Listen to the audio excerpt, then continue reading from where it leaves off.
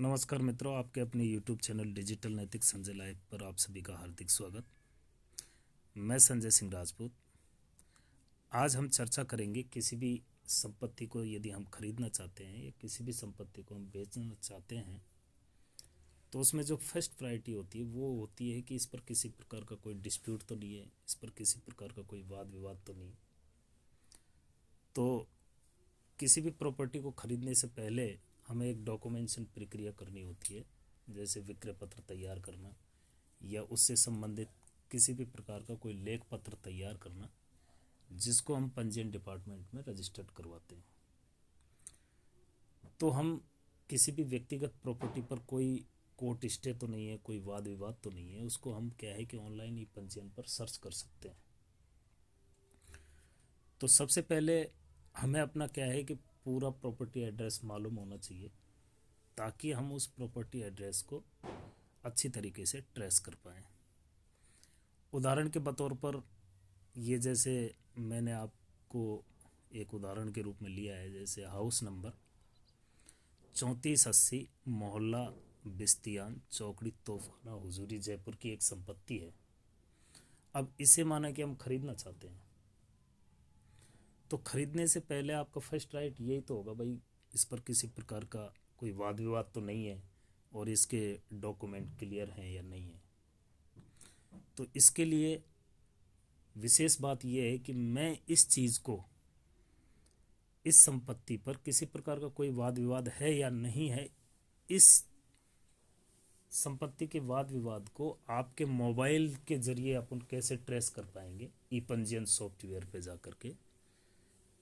तो इसमें फर्स्ट बात हमको ये रखनी होगी कि सबसे पहले तो हमको क्या है कि ये देखना होगा कि ये संपत्ति जयपुर की है। तो जयपुर की है ये संपत्ति, ये तो क्लियर है, लिखा हुआ है, परंतु इसका सब रजिस्ट्रार कौन सा लगता है, ये सबसे पहले हमें क्लियर करना होगा। तो सब रजिस्ट्रार क्लियर करने के लिए हम क्या करेंगे कि ई पंजीयन सॉफ्टवेयर पर जा करके ये जो मोहल्ला बिस्तियान है यहाँ की डीएलसी देखेंगे, तो हमें क्या है कि पर्टिकुलर सब रजिस्ट्रार का पता चल जाएगा। तो हम चलते हैं अपने क्रोम ब्राउज़र के अंदर, और इस क्रोम ब्राउज़र के अंदर हम क्या करेंगे कि ई पंजीयन सॉफ्टवेयर, जिस पर क्या है कि राजस्थान की सभी संपत्तियां पंजीकृत की जाती हैं, इस सॉफ्टवेयर के माध्यम से ऑनलाइन फीडिंग की जाती है। तो इस तरीके से हमारे सामने ये इंटरफेस खुल के आया, पंजीयन एवं मुद्रांक विभाग राजस्थान अजमेर। तो सबसे पहले हम क्या करेंगे कि हमें प्रॉपर्टी का डिस्प्यूट देखना है। तो देखो, ये हो गया प्रॉपर्टी वैल्यूएशन, ये हो गया डॉक्यूमेंटेशन, इसके बाद में तीसरे नंबर पर डीएलसी इंफॉर्मेशन।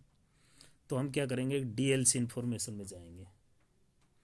डीएलसी इंफॉर्मेशन में ये डिस्ट्रिक्ट आ गया जयपुर। ये आने के बाद में हमारे पास में दो ऑप्शन आते हैं, अर्बन और रूरल। अर्बन का मतलब हुआ कि शहर के अंदर, रूरल का मतलब हो गया शहर के बाहर, ग्रामीण एरिया।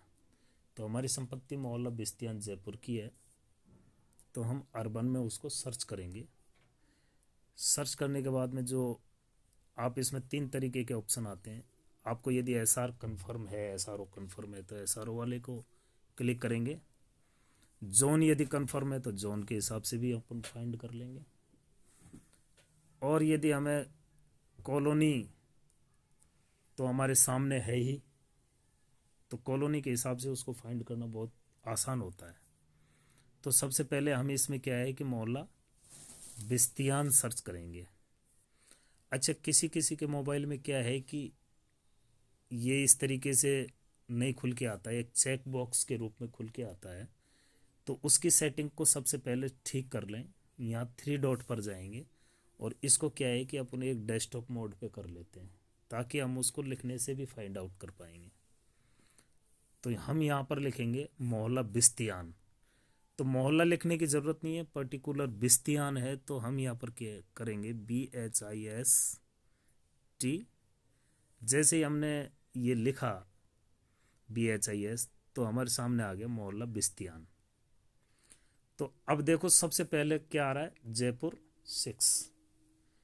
तो हमें कंफर्म हो गया कि ये प्रॉपर्टी जयपुर SR6 की है। तो अब मेन मुख्य उद्देश्य है हमें इस पर्टिकुलर संपत्ति पर कोई वाद विवाद है या कोई कोर्ट स्टे ऑनलाइन चढ़ा हुआ है या नहीं है, तो उसको हमें देखना था। तो देखने से पहले हमने क्या कर लिया, SRO कंफर्म कर लिया। तो SRO कंफर्म करने के बाद में क्या है कि हम बैक आए, तो ऊपर से देखेंगे 1 2 3 4 5 6 और ये करीब 7 नंबर पर क्या है, लैंड डिस्प्यूट डिटेल्स। तो लैंड डिस्प्यूट डिटेल के अंदर हमने क्या किया, संपत्ति जयपुर की है, तो हमने यहाँ पर लिखा जयपुर। तो जयपुर डिस्ट्रिक्ट की संपत्ति है, तो जयपुर डिस्ट्रिक्ट सेलेक्ट किया। और इसमें जो ये जो कैप्चर कोड आ रहा है, इसको हमने क्या है कि इसमें 785VFC और इसको सर्च किया। तो अब मेन बात जो थी वो थी SRO कंफर्म करने की, ठीक है। तो हमने SRO कंफर्म किया था। SRO कौन सा था, SR6। तो हम क्या करेंगे कि SR6 पर क्लिक करेंगे, ये जयपुर SR6, इस पर जैसे ही क्लिक करेंगे तो हमारे नीचे यहाँ पर आपको देखिए ये स्टे लिस्ट खुल गई। अब देखो इसको आसान तरीके से सर्च करने का ऑप्शन ये है कि आप इस पे यहाँ से जैसे ही क्लिक करते हो तो इस एरो को नीचे तक खींच लाओ। अब ये क्या है, सारे सेलेक्ट हो गए, इसको कर लिया हमने कॉपी। अब देखो इसको PDF में कन्वर्ट करें, फिर इसको फाइंड आउट करें। इसके बजाय यदि आप एंड्रॉयड मोबाइल यूज करते हैं तो देखो मैं समझता हूँ टेलीग्राम सभी के पास में होता है। तो हम क्या करेंगे कि टेलीग्राम में जाएंगे, और टेलीग्राम में क्या है कि एक ऐसे मित्र को चुन लो जिसने ज़्यादा मैसेज नहीं किए हों, या फिर मतलब चैट उसमें ज़्यादा नहीं हुई हो, या चैट भी हुई हो तो एक बार यहाँ से जा करके उसको क्लियर हिस्ट्री कर लीजिए। और जो हमने वहाँ से कॉपी किया था उसको क्या किया, हमने यहाँ पे कर दिया पेस्ट। मैं मोबाइल में बताने की कोशिश कर रहा हूँ, हालांकि लैपटॉप में होता तो बहुत आसान होता।